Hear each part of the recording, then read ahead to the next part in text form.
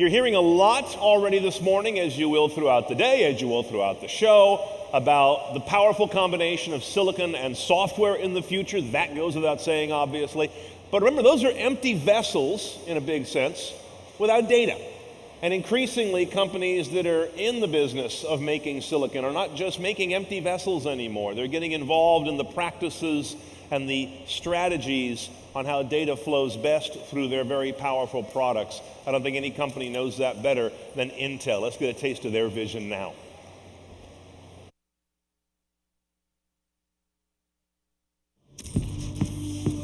For more than a century, the evolution of the automobile has stirred our imaginations and ignited our passions. But never in that long history has the industry faced a more important moment of transformation. A transformation that promises to bring a whole new meaning to the phrase. I wonder what this bad boy's got under the hood. The car of tomorrow will essentially be a data center on wheels, capturing and analyzing terabytes of data, collected through hundreds of sensors, and put to use by powerful in-vehicle processors. Of course, the technology that will enable fully automated vehicles won't be confined to just the vehicle itself. It will require a diverse array of flexible, sophisticated, and fully integrated solutions, from bumper to bumper inside the car to end of the entire automotive ecosystem outside the car. The result will be a technological wonder on wheels that leverages the intelligent use of data to enable exciting new innovations, make driving safer, and completely redefines the concept of high-performance vehicle.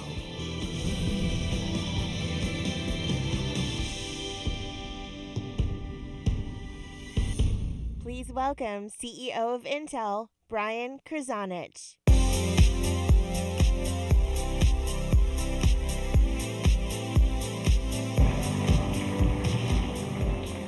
Good morning, everybody. I have to tell you, I'm really excited to be here, partly because I am a car fanatic. And so the chance for a technology CEO to come talk to a bunch of car enthusiasts is just beyond belief. So I think we're going to have a really good time. I'm going to take the car industry from a bit of a different perspective. And that is that data will change the entire driving experience moving forward. And it's going to drive the experience for the automakers, for technologists like myself, and for citizens and users of the vehicles and the communities that we all live in. Today, I'm going to walk you through 3 areas where data will be and make a profound effect on the future of the driving experience. The first is going to be the importance of data in the car of the future. Just where is data? How is it used? Second is how data adds immense value. It's an opportunity to the automotive ecosystem. And third, I'll show you a little bit about how Intel thinks about this from a complete systems approach, with an end-to-end solution from not only the car, but through the data center and through the end user's devices. So as a technologist, to me, one of the most disruptive trends in our whole society, actually, but certainly within our industry, is the flood of data that's coming. And we think that the amount of data that we have to deal with today is a lot, but it's really going to be driven to much, much different levels in the future. And it's going to be driven to that by the number of connected things or devices that are going to become connected to the internet and sending data. As all these things become smart and connected, the amount of data they're going to generate is massive. So rather than just talk about this, I thought we would actually share some numbers. So today, if you take the average person of today, you generate about 650 megabytes of data if you're an average internet user. Now, many of you in the press, you probably generate a little bit more. But if you take the average person, their Facebook posts, their tweets, the pictures they send to friends, the emails, they generate about 650 megabits a day. The estimate is by 2020 that will grow to 1.5 gigabytes. So that's more than a doubling of the amount of volume the average person will put out. But take a look at some of these other environments, I'll call them, that are going to be generating data. The average smart hospital will put out 3,000 gigabytes a day. The average autonomous car will drive 4,000 gigabytes a day of data. And we'll talk a little bit more in detail about that. If you take an airplane flying through the sky, probably someplace close to 40,000 gigabytes a day. And then if you take a factory and you connect all the pumps, the people, it's generating over 1 million gigabytes a day.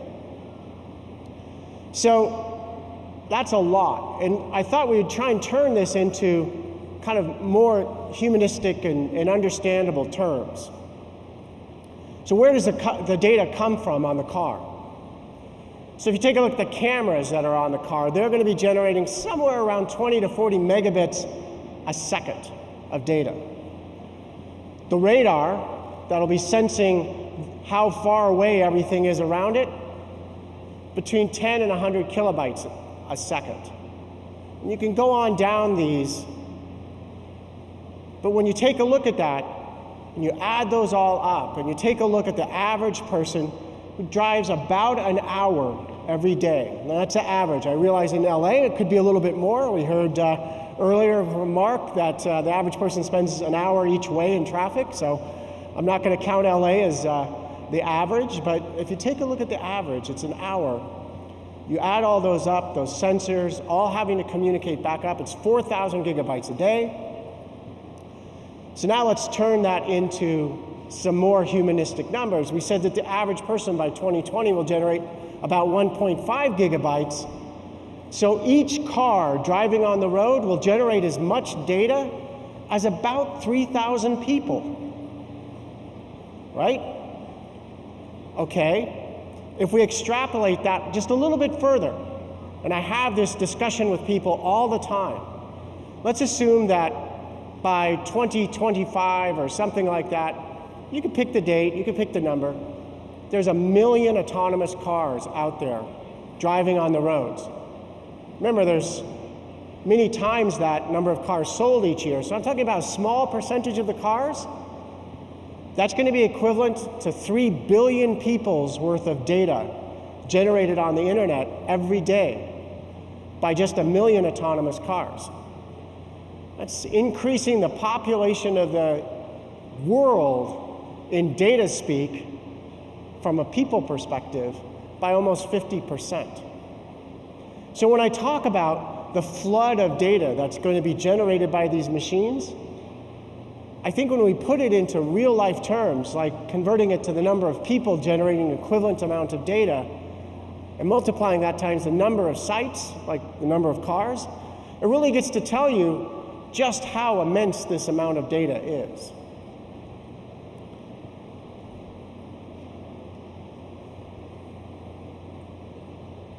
There we go. So that's why we labeled today's talk, Data is the New Oil. Because if you take a look at the future, this data that's going to be generated, and you think about the internet and how it's grown up around people and people's data, and you think about really the immensity of the data going to be generated by cars, it's an opportunity. And so I always use the example, let's say we had a car driving between here and San Diego. Well, if you want to do that in an autonomous world, a car that's a driverless car, without data, that car will not move. Not unless you want to go back to the old style in that mode of driving. You're going to have data as much as you're going to have any other kind of propulsion. Because without the precision maps being downloaded on a regular basis, because they're too detailed to carry from here to San Diego in one data set, you're going to have to get downloads of that as you drive along. You're going to have to get uploads on any kinds of road hazards that are new since that data was created. So that has to get downloaded to you. All of those things have to be sent to you. And without those, your car will have to try and deal with the world in a very manual way. So data becomes the new oil. It's also the new oil in that it's going to create whole new industries, whole new ecosystems, and whole new opportunities around it. And so it's when we act on that data, it's when we put it to use, that opportunity comes. So let's take a look at really 3 types of data that the car will generate in the future. The first is what we call the technical data. And so this is the data that's coming off the car that starts to, remember, the car has to look at the world and understand it. It has to see stoplights, it has to see stop signs, it has to see children running in the street. It has to be able to discern between a child and a dog, right? And it has to see all that data. It has to understand how things have changed since its last update. It has to look at the map constantly and look back and forth. And that we call the technical data. Now, whoever has the most of that technical data will, as a result, have the best algorithms that are used for machine learning and deep learning. And those algorithms are what give you the ability to drive autonomously. If you have very limited data, the car is going to constantly be stopping and trying to understand what it sees.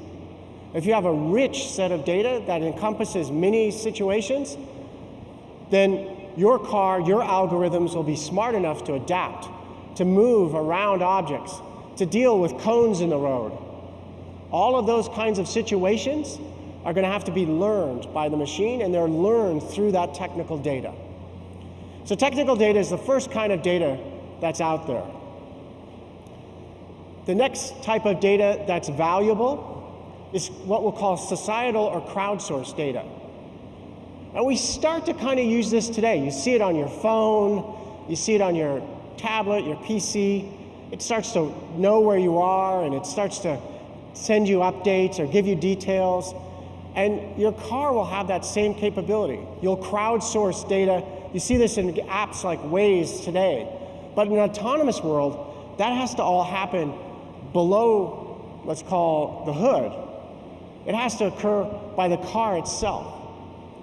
There's a lot more opportunity, things like parking spaces and parking congestion, and even data about the passengers inside the car, because we'll want to watch that, because if you're asleep and we know we need to wake you up, because the precision maps start to fall without the right precision in a while, knowing what's going on with the passengers in the car is critical as well. Again, whoever has the best and most of this type of data will be able to have the best applications, will be the best resourced to provide that type of user interface and user convenience. And the last type of data is your personal data. And this can be a variety of data. It's tracking your location, where you stopped, how many miles you went, how long do you stop at locations, what's in there. And this data will come from sensors inside the car and outside the car. This data can be used to really provide you a rich user experience. It can watch and listen to what kind of music you like to listen to. What do you like to do? How do you entertain yourself? It can craft the entertainment that's provided through the 5G connection. So if it sees you like to watch movies while you drive and they like to be adventure movies, it starts to craft those kind to come through the car as well. That's an opportunity as well. And so each one of these data sets provides different opportunities and different unique assets that as the automotive industry moves into this world, it needs to think deeply about. So now the question is, what do we do with all this data? So it's not enough to simply capture this data. What we've talked about as we've gone through here, that you have to turn this data into an actionable set of insights. And each one of those, I tried to walk you through what those insights could typically be, from simply being able to drive the car in autonomous mode and have maps that are accurate. Remember, we're talking about maps that are accurate within inches. Because if you're on a snow-filled road, those maps are going to be what keep you inside your lanes. Okay? 2, your personal data, which again, may be something you want to protect or understand. And so understanding all of this data and having a model and a method and a set of technologies that allows you to manage that from end to end, from the car through the data center to the end user, is critical. And it's how we've been taking a look at our strategy as a corporation. So now let's take a look at how do we think about this. And we talk about this as a virtuous circle. And cars are just one example of this virtuous circle. And you could go back to that early example of all the data sources I told you about, planes and trains and factories and hospitals. And each one of these have this virtuous cycle. And what's critical about this virtuous cycle is you have the thing that's down at the bottom. That thing could be a car, it could be you and your cell phone in today's world, it could be a hospital, it could be an airplane, it could be all kinds of devices. Those devices, unconnected, are old school, are the way the world works today and in the past. Those things, as they get sensified, as they get to be connected, become now rich data sources that can be mined and managed and create whole new experiences. The next thing that's critical is what's up on top, the cloud. Without the cloud collecting this data and providing a platform in which to do algorithms and analytics against, that data would sit out at those end devices and not be highly useful. It couldn't be shared, it couldn't be utilized in mass quantities. Together, though, they build a world that's smart and connected and can provide whole new experiences. Now, we put 2 things in the center as accelerants. And you can see in our strategy, we've done things recently to really drive this. And the first is memory. Remember, we're talking about high precision maps as an example, with data accuracy down to a few inches. That's a massive amount of data. We showed you the amount of data that car is throwing off, the algorithms that are going to be needed to manage those. All of those are high users of memory. So high density, low cost, non-volatile memory is going to be critical inside the car. The next thing is FPGAs. FPGAs are used to bring software down into silicon in a dynamic way. You can change the software, you can update the software and have it be accelerated. You're not going off the silicon to a hard drive or other memory sources and back on. You're driving the software right on silicon. And we've been making investments across all of these areas to really drive this strategy from end to end. We believe we have a leadership position in the data center. We have a leadership position in these connected things and devices, and if you look at our booth, you'll see many of those out there. We provide the connectivity as we're leading the way to 5G, and we've been investing in memory and FPGA by both driving raw technology in the case of memory and doing acquisitions like a $17 billion acquisition of Altera to provide access to the FPGA solutions. So let's talk about the thing that glues all these together, and that's 5G. We all hear about it. I really kind of want to spend just a minute on what is it. And 5G is very different than 4G. In 4G, we all saw one thing. The data rate on our phones sped up. But 5G is really about connecting everything. And it's a broad band of connectivities across the full spectrum, from gigahertz down to megahertz. And what it's designed to do is provide both short distance and long distance, high speed, high bandwidth capacity.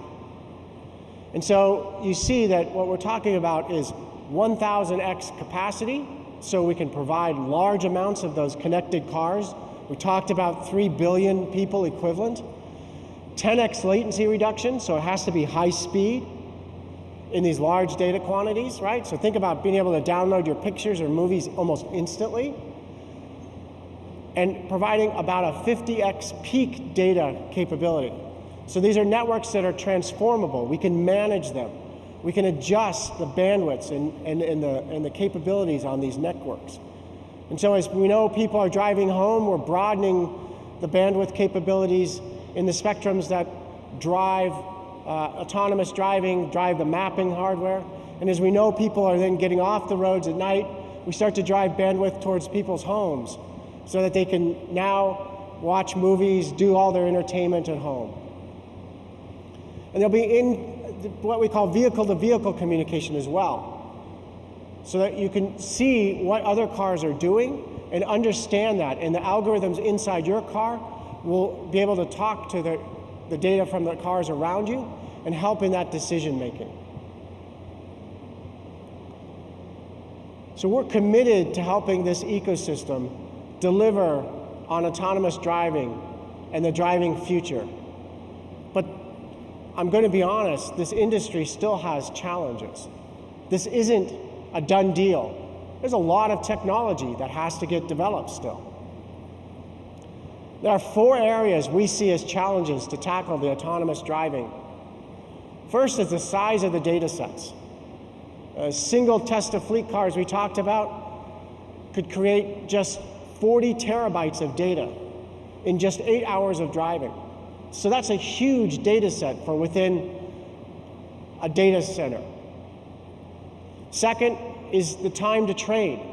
So as all this data comes in and you want to change the algorithm, how does a car react to construction that's occurring on your street, in your neighborhood? How does it navigate around that? How is it learning from the last car and the car before that so that it navigates more smartly? We need to be able to turn software that today takes weeks to generate in hours. And basically what we want to do is be able to do algorithms for all types of situations your car could see overnight. And those today, in today's world, can take weeks. Third is security. And I think we all have read about this. We've heard about it in our homes, in our workplaces.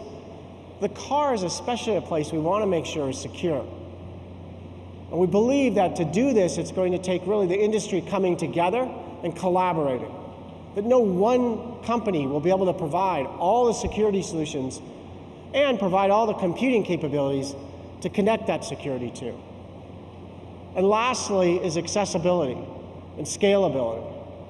Really increasing requirements, and really this is about machine learning and artificial intelligence. And we all hear about that. But you have to do this through bigger and bigger data sets. That really is the only way to do this. And in some cases, we're going to want to share this data set across the industry. When it comes to safety, when it comes to how a car reacts in an unsafe situation, I think the industry itself will want to share best known methods and really make sure that as much as possible, every car is using the best data and the best decision matrix so that people are safe. Now, companies will differentiate above this with additional redundancy, additional user interface. But the fundamental safety of the driver and the occupants, the industry will want to get behind. So we really want to work collaboratively in this space. An example of this is Intel's been working with the Open Connectivity Foundation to align on industry standards on defining open and scalable IoT. And we've been working on this for a while. What this is really trying to do is ensure interoperability, so that car-to-car communication. We don't want you to just be able to talk to cars from your manufacturer. We really want to have an open platform that lets cars talk to each other about fundamental technology. Are you applying the brakes? Are you speeding up, right? Do you see a hazard? That basic data we want to make sure is shared. It's non-proprietary. It's about making all of the roads safer. Standardizing how we collect that data and how we report it is critical. This open platform will really allow us to maximize innovation, I believe, across the industry. The only way we'll realize that automated driving vision and lead real change in this case is if we all work together in this space. To do this, to really exemplify this, I'm really excited to announce today that Intel will be targeting more than $250 million from our Intel Capital Foundation to investments over the next few years towards this collaborative workplace, towards this place where we're able to share this data, it's shared securely, and it's open and allowing the whole industry to rise up. The idea is to help fund issues like the open IoT innovation platforms, to fund startups that are trying to build security for this space, and to drive innovation and collaboration across the industry. I invite you to visit the Intel booth in the exhibit hall to learn more about how we can partner together. I truly believe that this great innovation can only be done if this industry pulls together. As a technologist, I know that over the 34 years I've worked in this industry, innovation and great change has only come when great companies work together. When they work together with a common vision to drive change and to drive innovation. At Intel, we're excited to be a partner with the automotive industry. We want to help scale this great technology and bring a much safer and more inclusive environment to the automotive world, and to allow automotive companies to differentiate using this technology and succeed through the power of data. We truly believe that data is the next oil. And with that, thank you. I appreciate your time and listening to our talk. Thank you.